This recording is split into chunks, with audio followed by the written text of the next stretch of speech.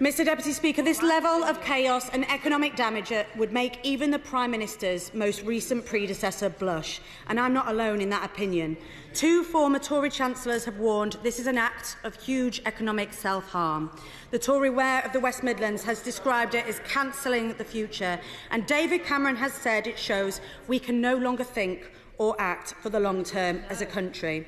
And not content with simply cancelling the programme, he's now salting the earth by selling off the land.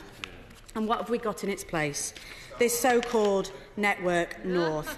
An announcement which can be broken down into 3 categories: projects that have already been built, projects already announced, and projects that do not exist. Let's go through some of them, shall we? An extension of Manchester's tram link to the airport, a project that opened 9 years ago. A brand new rail platform for Bradford, a project which has been scrapped and reinstated by 3 Tory Prime Ministers in a row.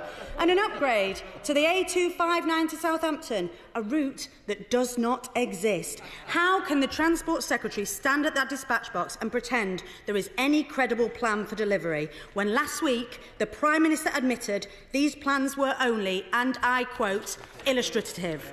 For once, I agree with him. They are illustrative. They're illustrative of the sheer incompetence of this government. They're illustrative of the contempt with which they treat the North. And they're illustrative of why you can never trust the Tories. The Prime Minister promises a revolution in our transport infrastructure, but instead we got a wish list. He's robbed Peter and he won't even be paying Paul. Communities are sick and tired of the broken promises by this broken government. Doesn't this fiasco prove once and for all, after 13 failed years, 3 discredited rail plans, tens of billions of pounds of wasted public money, thousands of homes and lives upended, they have no record to stand on, no mandate to deliver, and no credible plan for the future?